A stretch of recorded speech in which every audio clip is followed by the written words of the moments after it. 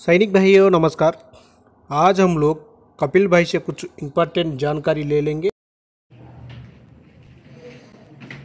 नमस्कार दोस्तों, एक बहुत ही बढ़िया वीडियो देख के आया हूँ अभी अभी। और वीडियो है हिमाचल से, और बहुत खुशी भी होगी सभी को कि वीडियो है क्या। आप लोगों ने पता है कि OROP सेकंड जब रिवीजन हुई तो उसके बारे में जो सूचना दी, प्रेस कॉन्फ्रेंस करी, वो करी केंद्रीय मंत्री अनुराग ठाकुर ने। और आज अनुराग ठाकुर हमीरपुर से चुनाव लड़ रहा है हिमाचल में, तो पूर्व सैनिकों से बात कर रहा है। तो उनके जो दफ्तर है या जो हॉल है उसके अंदर सिर्फ गिने गिने 15 पूर्व सैनिक बैठे हैं। कितनी बड़ी बात है कि 15 पूर्व सैनिक बैठे हैं। और हिमाचल पूर्व सैनिकों का गढ़ है, जनसंख्या के हिसाब से सबसे ज्यादा पूर्व सैनिक हिमाचल में। अब जो बात कर रहा है कि हाँ हम सुधार करेंगे, ये करेंगे, वो करेंगे, क्योंकि अब पूर्व सैनिक भी समझदार हो गए हैं और वो नेता से अब आंख में आंख मिला के बात करते हैं कि आपको मांग पत्र दिया था, आपको हमने अपनी जो भी दुख तकलीफ जो भी था वो आप लोगों के सामने रखी थी, आपसे एक न्याय की भीख मांगी थी, समानता की भीख मांगी थी, पर आपने कोई जवाब ही नहीं दिया। यहां तक आज चुनाव में आमने सामने हो रहे, इससे पहले आप कभी हमारे से मिलने ही नहीं आए। तो भाई नेताजी का हो गया मुंह बंद। 100% गारंटी देता हूं मैं, अगर किसी भाई को यह लगता हो कि कांग्रेस आ जाएगी, बीजेपी आ जाएगी, आप लोगों की मांगे पूरी हो जाएंगी, तो मैं 100% क्लियर कर रहा हूं कि कोई भी आ जाओ, आप लोगों की मांगे पूरी नहीं होंगी। मांगे इसलिए पूरी नहीं होंगी क्योंकि अगर आप पूरे देश में देखोगे ना, पूरे देश में चाहे वो गांव लेवल पे, तहसील लेवल पे, जिला लेवल पे, राज्य लेवल पे, जो पूर्व सैनिकों के प्रधान बने हुए हैं, लंबरदार बने हुए हैं, वो सिर्फ 98% एक वर्ग के हैं। 2% तो अपने आप को जानते हैं कि मेरी समानता क्या है, मेरे को न्याय क्या है, आत्मसम्मान क्या है, पर 98% दरी कुर्सी नहीं छोड़ रही।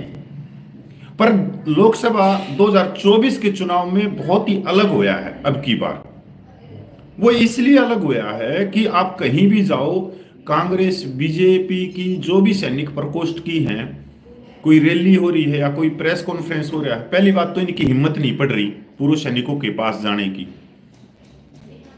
दूसरी बात, इनकी रैली नहीं हो रही। और इसमें भी सबसे ज्यादा जो पूर्व सैनिक जागरूक हुए वो हुए सिपाही से लेके हौलदार रैंक तक, क्योंकि उनकी स्ट्रेंथ जो है वो 86% है। अब जगह जगह CHD CHH में खुद ही सिपाही से हौलदार कहते हैं हम नहीं जाते किसी के साथ जब तक हमारा पूर्व सैनिक भाई मंच पे नहीं होगा, नेता के पास नहीं होगा, तो दूसरे पे हम विश्वास करते नहीं। तो ये देखने की चीज हो रही है कि ये जो इलेक्शन है अपने आप में बहुत बड़ा है। देखो, बीजेपी ने कहा कि 5 किलो अनाज देंगे।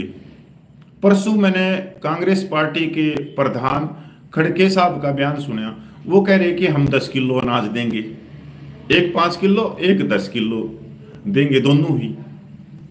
अब यहां पर जो पूर्व सैनिकों के साथ में हो रहा है कि अगर बीजेपी पार्टी ने है, उसने तो साफ कर दिया अपने मैनिफेस्टो में कि कोई मांग नहीं है पूर्व सैनिकों की। अब अगर हम पिछले 10 सालों में देखें, वन रैंक वन पेंशन का नोटिफिकेशन निकाल के गई थी कांग्रेस, उसके बाद में आई बीजेपी ने वन रैंक वन पेंशन लागू कराया, पर वो लागू नहीं करनी थी उसने, अगर हम देखें तो, क्योंकि उसके अंदर समानता नहीं, न्याय नहीं। जिनका हक था, जो कम उम्र में जो रिटायरमेंट आ जाते हैं, उनको तो कुछ मिला ही नहीं। ऊपर से जो जुलाई 2014 के बाद में जो प्रीमेच्योर रिटायरमेंट आए हैं ऑन रिक्वेस्ट, उनको बाहर निकाल दिया। अब इसमें बीजेपी का हाथ नहीं है, इसमें कांग्रेस का भी हाथ है प्रीमेच्योर का, क्योंकि नोटिफिकेशन तो वही जारी करके गई थी 2014 में। 26 फरवरी 2014 का लेटर तो नोटिफिकेशन वो जारी करके गई थी। अब उसके बाद में आते हैं सिविल पे कमीशन में। बीजेपी ने भी वर्ल्ड रिकॉर्ड तोड़ दिया कि 2.57 से लेकर 2.81। अगर अलाउंस की बात करें, जहां सिर्फ दोगुना फर्क था किसी भी चीज में, चाहे मिलिट्री सर्विस पे में, चाहे ग्लेशियर के अलाउंस थे, चाहे इंसर्जेंसी के अलाउंस थे, उनमें 3 से 4 गुना फर्क कर दिया बीजेपी पार्टी ने, सीधा उसमें इतना कर दिया। अगर कांग्रेस के मैनिफेस्टो में देखें तो कांग्रेस ने सीधा बोल दिया कि वो उस पे डिसेबिलिटी पेंशन पे टैक्स फ्री करेंगे। अब डिसेबिलिटी पेंशन 2.5 लाख रुपया कोई लेता नहीं, तो डिसेबिलिटी पेंशन पे किसका टैक्स फ्री करेंगे?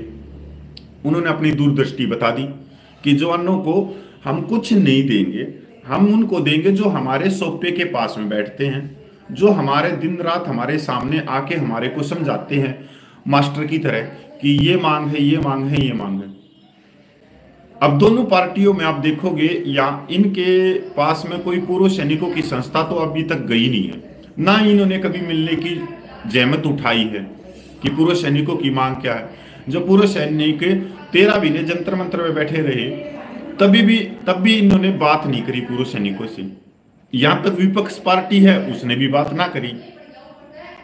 तो 100% क्लियर है कि कुछ भी ये नहीं देंगे, नहीं देंगे ना, पूरे के पूरे इस तरह से।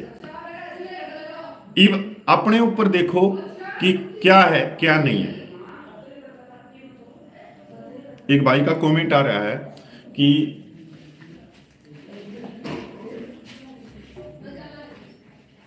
बच्चे अल्लाह भी कर रहे हैं भाई। एक भाई का कमेंट आ रहा है, कपिल भाई बिल्कुल ठीक बोल रहे हैं। मैं कपिल भाई ठीक नहीं बोल रहा, सबकी रूपरेखा अलग अलग आ रही है।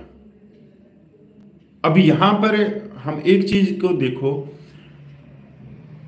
कि 140 सांसद सीटों को सीधा प्रभावित करते हैं पूर्व सैनिक। हिमाचल, उत्तराखंड, हरियाणा, पंजाब, राजस्थान, उत्तर प्रदेश, बिहार, केरला, कर्नाटक, जिनमें सबसे ज्यादा है तेलंगाना, उड़ीसा की कुछ सीट हैं। तब 140 सांसद सीटों को प्रभावित जो पूर्व सैनिक करते हैं, तब उनकी कोई आवाज नहीं उठा रहा, कोई पार्टी उनके बारे में बोल नहीं रही। 5 करोड़ वोट हैं। उसके बाद में यही है कि सबसे बड़ी बात है कि ये पार्टी पूर्व सैनिकों को महत्व क्यों नहीं दे रही? क्योंकि पूर्व सैनिक ही अपनी ताकत नहीं दिखाते।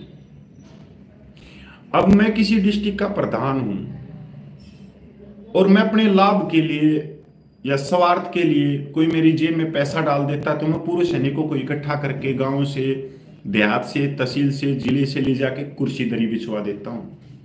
अब नेताजी ये देखता है इनको कोई तकलीफ है ही नहीं, क्योंकि ये तो जो पूरी की जो पंडाल लगा हुआ है उसमें तो ये चरचर पूरी के लिए ऊपर नीचे हाथ पैर कर रहे हैं, मतलब एक कुश्ती कर रहे हैं कि बस मेरे को 4 पूरी मिल जाए, 1 आलू की चम्मच की सब्जी मिल जाए, और यहां से यहां करते रहे। तो दिक्कत किसी में नहीं है। असल में हम कहें कि राजनीतिक पार्टियों में है। राजनीतिक पार्टी वही चीज देती है जो चीज आप मांगते हो, आपकी संख्या के हिसाब से। अब आप 13 महीने में जंतर मंतर पे आंदोलन चला। अब इस आंदोलन को तोड़ने के कौन थे? किसने तोड़ा? किसी ने तोड़ा? किसी रिटायर्ड ऑफिसर ने तोड़ा? किसी राजनीतिक पार्टी ने तोड़ा? नहीं, जो आपके पास में ही बैठे थे, जो जंतर मंतर पे गए, उन्होंने ही वही जाके फिर सरकार की गोद में बैठ गई, सरकार की सारी पे अलग अलग निकालने चीज शुरू कर दी। तो एक्चुअल जो प्रॉब्लम है ये प्रधानों में है, जो हाउसिंग सोसाइटी के जो चाचा चौधरी बैठे हैं ना व्हाट्सएप यूनिवर्सिटी में, असली प्रॉब्लम वहां है। अगर आप देखोगे ना कि बीमारी कहां है, तो बीमारी हमारे अंदर ही है। क्योंकि हर एक प्रधान ये सोचता है कि मेरे से ज्यादा कोई ज्ञानी नहीं। देखो मैं क्यों संतुष्ट हूं, मैं अपने गांव की तो बात छोड़ो, मैंने पूरे देश को जगा दिया भाई। 10 साल में सबको जगा दिया। जो आज मेरे से सवाल पूछते हैं उनकी उम्र मेरे से ज्यादा है, किसी की 60, किसी की 65, किसी की 70, और मेरे से कम 20 या 30 साल पहले पेंशन आया होगा। वो तो उसने तो नहीं जगाया, वो तो मैंने कभी देखा ही नहीं। पर आज अगर वो मेरे सामने खड़ा होता है तो प्रश्न करने लग जाता है कि नहीं ऐसे है। भाई आपको ज्ञान नहीं, क्योंकि आपको अगर ज्ञान दिया है तो उसके गुरु तो हम ही हुए होंगे। अगर हम पूरे देश को जगा सकते हैं तो आप ये बता दो, सिर्फ मेरा एक ही प्रश्न रहता है उनसे कि आपने अपने गांव की बात छोड़ो, जिले की बात छोड़ो, राज्य की बात छोड़ो, आपने आपकी गली में रहने वाले कितने पूर्व सैनिकों को जगा दिया? मुंह बंद हो जाता है। तो एक्चुअल में प्रॉब्लम है भाई जो प्रधान है, बस वहां उन्होंने अपनी आपकी जायज मांगों का दम घोट दिया और वो नहीं चाहते कि आपको सम्मान मिले, आत्म सम्मान मिले, न्याय मिले, क्योंकि उनकी जेब तो भरी जा रही है। मैं 2 उदाहरण दे दूंगा, तो दोनों उदाहरण ऐसे हैं कि कई लोग कहेंगे बिल्कुल ठीक कह रहा है कपिल भाई। हरियाणा के अंदर लीग के अंदर बिजली के ठेके हैं, इसमें हमारे ही जिनकी पेंशन 65 70 हजार रुपये, वो 9,000 रुपये के लिए लाइन लगा के खड़े रहते हैं। 70,000 रुपये पेंशन होने के बावजूद भी भाई 9,000 रुपये में आपका काम चल जाएगा। ऐसा ही पंजाब के अंदर है। पंजाब के अंदर जियो जी है जो सबका कैप्टन अमरिंदर ने चलाई थी, जो मुख्यमंत्री था, उसके अंदर भी 11,000 रुपये पे 65 साल का, 70 साल का, 80 साल का, जिससे हिला डुला नहीं जा रहा, वो भी लाइन में खड़ा है। अभी तो वो बंद कर दी। ये जो देते हैं ये नौकरी 8-9 हजार रुपये की, ये क्यों देते हैं? कभी इसके पीछे गए? आपको 8-9 हजार रुपये में एक तरह से खरीद लिया जाता है कि कोई भी जो गवर्नमेंट की रैली होगी, आपकी स्ट्रेंथ दिखानी होगी, तो आप लोगों को बसों में बिठा बिठा के वहां लाया जाएगा। अगर आप नहीं आओगे तो आपकी नौकरी को छीन लेंगे। तो दोनों पार्टी में आप बेशक कितने भी व्हाट्सएप यूनिवर्सिटी पे नाचते रहो, मेरी फलाना पार्टी, मेरी फलाना पार्टी, किसी की कोई पार्टी नहीं है, क्योंकि आप खुद ही नहीं खड़े हो रहे तो कोई पार्टी आपकी जायज मांगों को पूरा नहीं करेगी। और जब कोई अपनी हक की आवाज नहीं उठा सकता तो चाहे उसकी पूरी पेंशन काट दो तब भी वो आवाज नहीं उठाएगा। हाँ, एक चीज मैं बहुत अच्छा मानता हूं मैं अपने समाज को, कि व्हाट्सएप यूनिवर्सिटी के ऊपर एक मैसेज डाल दो कि आज कैंटीन में कोटा आ गया। मेरे भाई सुबह 3 बजे तैयार होने लग जाएंगे, साइकिल के ऊपर कपड़ा मारने लग जाएंगे, बाइक के ऊपर कपड़ा मारने लग जाएंगे, और उनसे वेट नहीं होता कि 8 बजे खुलेगी। वो 6 बजे जाके लाइन लगा लेंगे, 6 बजे जाके लाइन लगा लेंगे। देख लो यहां पे। तो इसलिए इनके चक्कर में ना पड़ो। अगर हो सकता है तो दरी कुर्सी से बाहर निकलो और ज्यादा से ज्यादा पूर्व सैनिकों को जगाओ। अगर मैं 5-10 भाइयों को जगा रहा हूं तो आप भी कहीं भी जाओ तो 2-3 भाइयों को जगाने की कोशिश करो कि अपनी मांगों के लिए ये संविधान के दायरे में है, जो आपका हक बनता है वो मिलना चाहिए। जय हिंद, वंदे मातरम, जय भारत। अगर किसी भाई को मेरी बातों से सहमत है तो इस वीडियो को 10-10 ग्रुपों में शेयर कर दो, जिससे ये आवाज जाए। ये भी आपका ही कर्तव्य है और कोई आप पे जीएसटी नहीं लग रही कि मेरे वीडियो शेयर करने से या मेरे देखने से। हाँ, जिसको नहीं देखना हो मत देखो। अब मैंने पिछले 28 या 27 दिन में मैंने 6,000 आदमी बाहर निकाले हैं, यूट्यूब से अनसब्सक्राइब करे हैं, वो मेरे वीडियो को भी नहीं देख सकते। मैंने कभी सब्सक्राइब की जरूरत नहीं कि वो और बढ़ जाए और बढ़।